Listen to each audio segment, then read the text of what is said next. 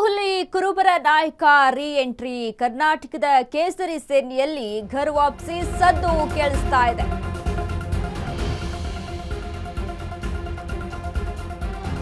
ಹಿಂದೂ ಹುಲಿ ಕುರುಬರ ನಾಯಕ ಕರ್ನಾಟಕದ ಕೇಸರಿ ಸೇನೆಯಲ್ಲಿ ಘರ್ ವಾಪಸಿ ಸದ್ದು. 2028ರ ಡಿಕೆಶಿ ಮಣಿಸಲು ಬಿಜೆಪಿ ಸಿದ್ಧತೆಯನ್ನ ಮಾಡಿಕೊಳ್ತಾ ಇದೆ. ಬಿಜೆಪಿಗೆ ಯತ್ನಾಳ್, ಕೆಎಸ್ ಈಶ್ವರಪ್ಪ ರೀ ಎಂಟ್ರಿ. ಮಹತ್ವದ ಸುಳಿವು ಕೊಟ್ಟ ಬಿಜೆಪಿ ವರಿಷ್ಠರು.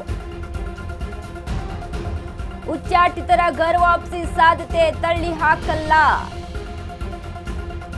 6 ವರ್ಷ ಕಾಲ ಯತ್ನಾಳ್ ಈಶ್ವರಪ್ಪ ಉಚ್ಚಾಟನೆ. ಬಟ್ ನಡವಳಿಕೆ ಆಧಾರದ ಮೇಲೆ ಇಬ್ಬರ ರೀ ಎಂಟ್ರಿ ಫಿಕ್ಸ್ ಅಂತ ಹೇಳಲಾಗ್ತಾ ಇದೆ. ಉಚ್ಚಾಟನೆ ಮಾಡಿದ್ರು ಅಂತ ಅಂದ್ರೆ 6 ವರ್ಷ ಪಕ್ಷದ ಹತ್ರ ತಲೆ ಹಾಕಂಗಿಲ್ಲ. ಬಟ್ ಹಿಂದೂ ಹುಲಿ ಕುರುಬರ ನಾಯಕರ ರೀ ಎಂಟ್ರಿ ಆಗ್ತಾ ಇದೆ. 2028ರ ಎಲೆಕ್ಷನ್ ಅನ್ನ ಮುನ್ನೆಲೆಗೆ ಇಟ್ಕೊಂಡು ಸಿದ್ಧತೆಯನ್ನ ಮಾಡ್ಕೊಳ್ತಾ ಇರುವಂತಹ ಬಿಜೆಪಿ ಬಸನಗೌಡ ಪಾಟೀಲ್ ಯತ್ನ ಹಾಗೂ ಕೆಎಸ್ ಈಶ್ವರಪ್ಪ ರೀ ಎಂಟ್ರಿಯನ್ನ ಕೊಡ್ತಾ ಇದ್ದಾರೆ.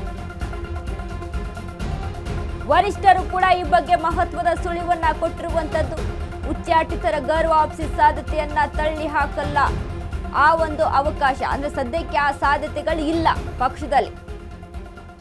ಈಶ್ವರಪ್ಪ ರೀ ಎಂಟ್ರಿ ಯಾಕೆ? ಕರ್ನಾಟಕದ ಒಂದು ಕಾಲದಲ್ಲಿ ಡಿಸಿಎಂ ಆಗಿದ್ದ ಈಶ್ವರಪ್ಪ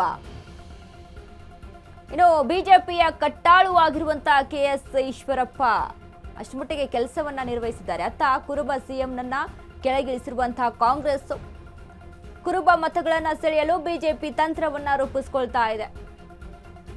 ಕೆಎಸ್ ಈಶ್ವರಪ್ಪ ಮೂಲಕ ಕುರುಬ ವೋಟ್ಗೆ ಗಾಳವನ್ನ ಹಾಕ್ತಾ ಇದೆ ಬಿಜೆಪಿ. ಕರ್ನಾಟಕದ ಬಿಜೆಪಿಯಲ್ಲಿ ಕುರುಬ ನಾಯಕ ಎಸ್. ಇನ್ನು ಯತ್ನಾಳ್ ರೀ ಎಂಟ್ರಿ. ಉತ್ತರ ಕರ್ನಾಟಕದ ಪ್ರಬಲ ನಾಯಕ ಯತ್ನ ಬಿಜೆಪಿ ಸಿದ್ಧಾಂತಕ್ಕೆ ಹೇಳಿ ಮಾಡಿಸಿದಂತಹ ಲೀಡರ್ ಬಸನಗೌಡ ಪಾಟೀಲ್ ಯತ್ನಾಳ್ ರೀ ಎಂಟ್ರಿ ಆಗಲೇಬೇಕು ಅನ್ನುವಂಥದ್ದು. ಕಟ್ಟರ್ ಬಿಜೆಪಿ ನಾಯಕರು ಕಾರ್ಯಕರ್ತರು ಪಟ್ಟನ್ನ ಹಿಡಿದಿದ್ದಾರೆ. ಸದ್ಯ ರಾಜ್ಯದಲ್ಲಿ ಕಟ್ಟರ್ ಹಿಂದೂ ನಾಯಕರ ಕೊರತೆ ಇದೆ. ಅನಂತ್ ಕುಮಾರ್ ಹೆಗಡೆ ಫುಲ್ ಸೈಲೆಂಟ್ ಆಗಿದ್ದಾರೆ. ಇನ್ನು ಕಾಂಗ್ರೆಸ್ ಮುಸ್ಲಿಂ ಪ್ರೇಮಕ್ಕೆ ಟಕ್ಕರ್ ಕೊಡಬೇಕಿದೆ. ಅತ್ತ ಸಾಫ್ಟ್ ಹಿಂದುತ್ವಕ್ಕೆ ಶರಣಾಗುತ್ತಿರುವಂತಹ ಡಿಕೆಶಿ ಮಣಿಸಲು ಯತ್ನಾಳ್ರಂತಹ ನಾಯಕ ಬೇಕೇ ಬೇಕು ಬಿಜೆಪಿಗೆ.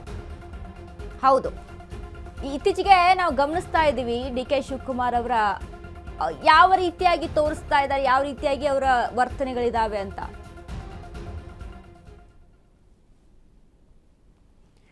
ಈ ಬಗ್ಗೆ ಮತ್ತಷ್ಟು ಅಪ್ಡೇಟ್ಸ್ ಅನ್ನ ಕೊಡ್ತಾರೆ ನಮ್ಮ ಪ್ರತಿನಿಧಿ ವಿವೇಕ್. ನಮ್ಮ ಜೊತೆಗೆ ದೂರವಾಣಿ ಸಂಪರ್ಕದಲ್ಲಿದ್ದಾರೆ. ವಿವೇಕ್, ಇದೀಗ ಹಿಂದೂ ಹುಲಿ ಬಸನಗೌಡ ಪಾಟೀಲ್ ಯತ್ನಾಳ್ ಮತ್ತು ಕೆಎಸ್ ಈಶ್ವರಪ್ಪ ಅವರ ಬಿಜೆಪಿಗೆ ರೀ ಎಂಟ್ರಿ ಅನ್ನುವಂಥದ್ದು ಸುದ್ದಿ ಹರಿದಾಡ್ತಾ ಇದೆ. ಏನೆಲ್ಲ ಅಪ್ಡೇಟ್ಸ್ ಇದೆ ವಿವೇಕ್ ಈ ಬಗ್ಗೆ?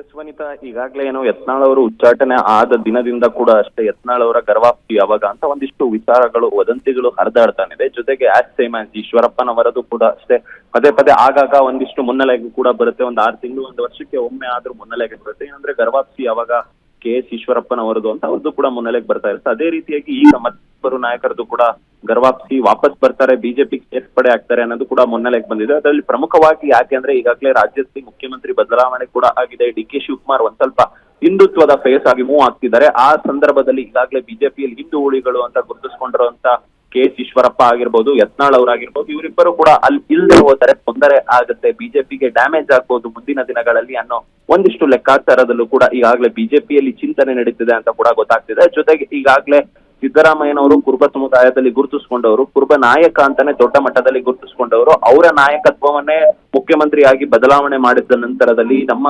ಬಿಜೆಪಿಯಲ್ಲೂ ಕೂಡ ನಾವು ಒಂದು ಕುರುಬ ಫೇಸ್ ಅನ್ನ ಹಾಕ್ಬೇಕು ಅನ್ನೋ ಒಂದಿಷ್ಟು ಲೆಕ್ಕಾಚಾರದಲ್ಲಿ ಈಗಾಗಲೇ ಬಿಜೆಪಿಯಲ್ಲೂ ಕೂಡ ಪ್ಲಾನ್ ನಡೀತಿದೆ. ಆ ಸಂದರ್ಭದಲ್ಲಿ ನೋಡ್ತಾ ಹೋದ್ರೆ ಕೆಎಸ್ ಈಶ್ವರಪ್ಪನವರು ಕೂಡ ಒಂದು ಕುರುಬ ಸಮುದಾಯದ ಲೀಡರ್, ಕುರುಬ ಸಮುದಾಯವನ್ನು ಗುರುತಿಸುವಂತವರು.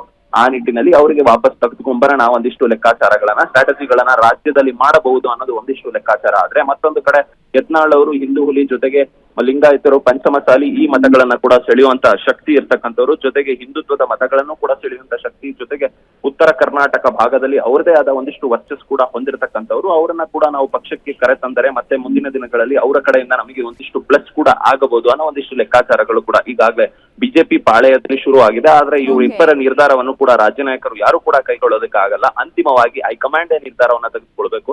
ಯಾವ ಸಂದರ್ಭದಲ್ಲಿ ಯಾವಾಗ ಹೈಕಮಾಂಡ್ ವಾಪಸ್ ತೆಗೆದುಕೊಳ್ಳುತ್ತೋ ಅಥವಾ ಏನ್ ಮಾಡುತ್ತೆ ಅಂತ ಕೂಡ ಸದ್ಯದ ಮಟ್ಟಿಗೆ ಇರ್ತಕ್ಕಂಥ ಕುತೂಹಲ. ಆದ್ರೆ ಚುನಾವಣೆಗೆ ಈಗ ಇನ್ನು 2 ವರ್ಷಗಳು ಕೂಡ ಬಾಕಿ ಇರತಕ್ಕಂಥದ್ದು 2028 ತನಕ. ಮುಂದಿನ ವರ್ಷ ಅಥವಾ ಈ ವರ್ಷದ ಅಂತ್ಯದವರೆಗೆ ಏನಾದ್ರೂ ಗರ್ವಾಪ್ತಿ ಆಗುತ್ತಾ ಅನ್ನೋದು ಕೂಡ ಈಗಾಗಲೇ ಸದ್ಯದ ಮಟ್ಟಿಗೆ ಆಗ್ತಿರುವಂತ ಚರ್ಚೆ. ವನಿತಾ, ಥ್ಯಾಂಕ್ ಯು ವಿವೇಕ್, ನಿಮ್ಲ ಅಪ್ಡೇಟ್ಸ್.